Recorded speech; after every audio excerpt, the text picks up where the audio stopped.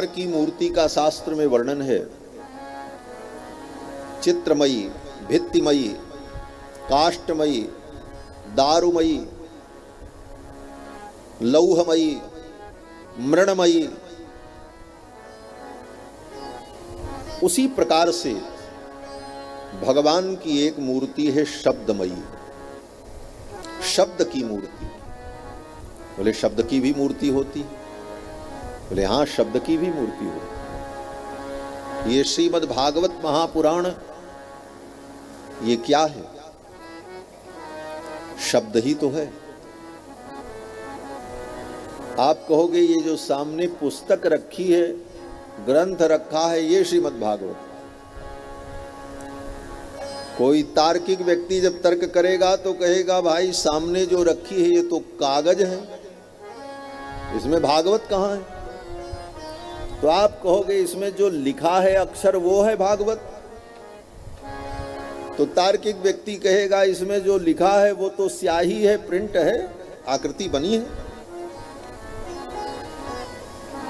तो वो भागवत। कहते नहीं, वो तो उसका केवल उद्भावक है। इस ग्रंथ को देखकर और इन लिपियों को देखकर जो मन में भीतर शब्द उत्पन्न होता है और जब उसको हम पढ़ते हैं तो जो शब्द निकलता है वो शब्द भागवत है। इन श्लोकों का जो उच्चारण है, जो ध्वनि है, वो भागवत है।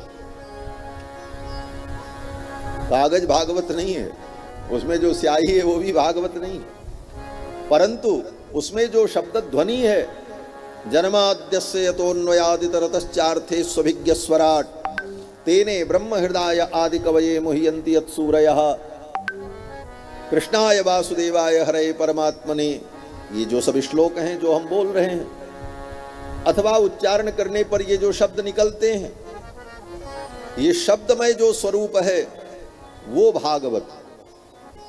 18,000 श्लोक जो भागवत के, तो ये भगवान की शब्दमयी मूर्ति। और ये शब्दमयी मूर्ति बड़ी विलक्षण होती है। दुनिया की जितनी मूर्तियां हैं वो तो नष्ट हो सकती हैं। पत्थर की मूर्ति को कोई तोड़ दे, मशीन में डाल करके पीस दे, नष्ट हो जाएगी। काष्ठ की मूर्ति नष्ट हो जाएगी। सोने चांदी की बनी हुई मूर्तियां भी नष्ट हो जाती हैं, कालांतर में खंडित हो जाती हैं, विखंडित कर दी जाती हैं। परंतु शब्दमयी मूर्ति का कभी कोई दुनिया की ताकत खंडन नहीं कर सकती। शब्द को किस एटम बम से आप फोड़ोगे, कौन सी गोली से दाग दोगे? हम कहते हैं कृष्णाय वासुदेवाय हरे परमात्मने प्रणत क्लेशनाशाय गोविंदाय नमो नमः। ये जो ध्वनि निकली, ये शब्द ब्रह्म, ये भगवान कृष्ण की मंगलमयी शब्दमयी मूर्ति। अब इस मूर्ति को तोड़ो, किस बम से फोड़ोगे इसको? दुनिया में कोई ऐसी वस्तु बनी नहीं है जो शब्द को नष्ट कर सके, क्योंकि शब्द नित्य होता है। शब्दो नित्य, शब्द नित्य है, वो कभी नष्ट होता ही नहीं। और जो चीज नष्ट नहीं होती वो नित्य होती है। इसीलिए हमारे यहाँ कहा गया शब्द बहुत संभाल करके बोलना चाहिए, क्योंकि जो तुम बोल दोगे वो नष्ट नहीं होगा। कागज पे लिख दोगे उसे मिटाया जा सकता है, पत्थर पे लिख दो मिटाया जा सकता है, लेकिन जो बोल दिया जाएगा उसे मिटाया नहीं जा सकता। आप कहोगे हम रिकॉर्डिंग डिलीट कर देंगे। बोले तुम अपने डिवाइस से उसे रिकॉर्डिंग को डिलीट कर सकते हो, लेकिन परमात्मा की जो रिकॉर्डिंग चल रही है उसमें तुम कैसे उसको डिलीट कर पाओ? परमात्मा की डिवाइस क्या है? बोले शब्द गुणकम आकाशम। ये महाआकाश जो है, इसी महाआकाश में जाकर के सारे शब्द सुरक्षित हो जाते हैं। ये सारे शब्द जो हम आप बोल रहे हैं, चाहे अच्छे शब्द हो, बुरे शब्द हो, गाली हो, अपशब्द हो, सुशब्द हो, शुद्ध शब्द हो, वो सब शब्द कहाँ रहते हैं? बोले साहब इसी आकाश में तैरते रहते हैं, महाकाश में। वो कभी नष्ट नहीं होते। शब्द नित्य है। और इसी विज्ञान के आधार पर ये सब यंत्र बना हुआ है, आइक माइक मोबाइल, ये जितनी हसीन मशीन है सब इसी के आधार पर बनी। जब इस सिद्धांत को वैज्ञानिकों ने जाना, भारतीय मूल के सिद्धांत को कि शब्द नित्य है, तब वैज्ञानिकों ने विचार किया जब शब्द नित्य है तो उसको फिर से पकड़ा जा सकता है, वही शब्द को फिर लाया जा सकता है, 1000 वर्ष बाद भी लाया जा सकता है। और इस पर रिसर्च प्रारंभ हुआ और करते करते ये सारे यंत्र प्रकट हो गए। आज भी 50 साल पहले जिस किसी ने गाना गाया है उसकी रिकॉर्डिंग को आप यथावत आज भी सुन सकते हैं। वो शब्द विद्यमान है अंतरिक्ष। यंत्र उन शब्दों को खींच करके आपको सुना देता है। अभी तो इस विषय पर भी शोध चल रहा है कि आज के 5145 वर्ष पूर्व, लगभग कुछ 2-4 वर्ष आगे पीछे भी हो सकता है हमारी गणना में, 5145-48 वर्ष पूर्व इसी धरती पर साक्षात परब्रह्म परमात्मा भगवान श्याम सुंदर मदन मोहन श्री कृष्णचंद्र ने महाभारत के युद्ध में अर्जुन को गीता सुनाई।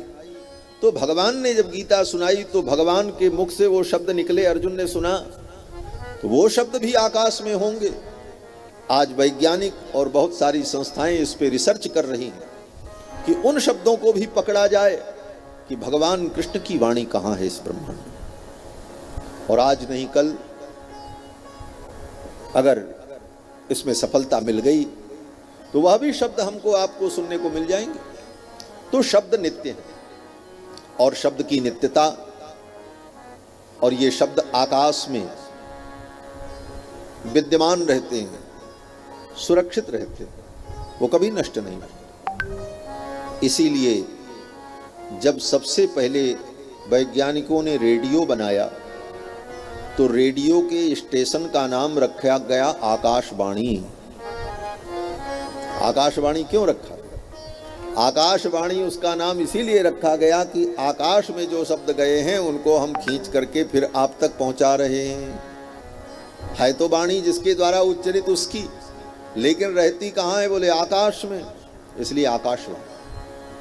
और ये आकाशवाणी का विज्ञान हमारे सनातन धर्म में अनादिकाल से, जब कोई बड़ी बड़ी महत्वपूर्ण घटनाएं हुई तब आकाशवाणी हुई, आकाश से शब्द सुनाई पड़े।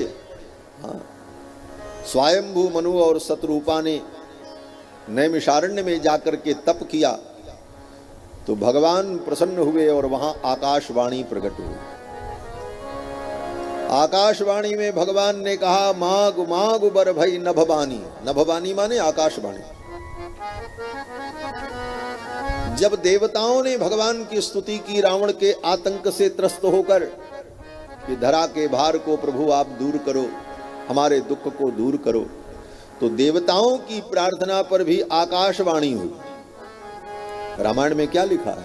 गगन गिरा गंभीर भई हरन शोक संदेह। गगन गिरा, गगन माने आकाश, आकाशवाणी, गिरा माने वाणी। गगन गिरा गंभीर भई हरन शोक संदेह। कंस जब भगवान कृष्ण को लेकर के, देवकी को लेकर के जा रहा था पहुंचाने के लिए, उस समय भी कंस को सचेत करने के लिए आकाशवाणी हुई। और आकाशवाणी ने कहा व्योम वाणी भूत तदा। वेदव्यास जी कहते हैं उस समय व्योम वाणी आकाशवाणी हुई। और आकाशवाणी में क्या सुनाई पड़ा? बोले अस्यास्त्वामष्टमो गर्भो हंतायाम बहसे बुध।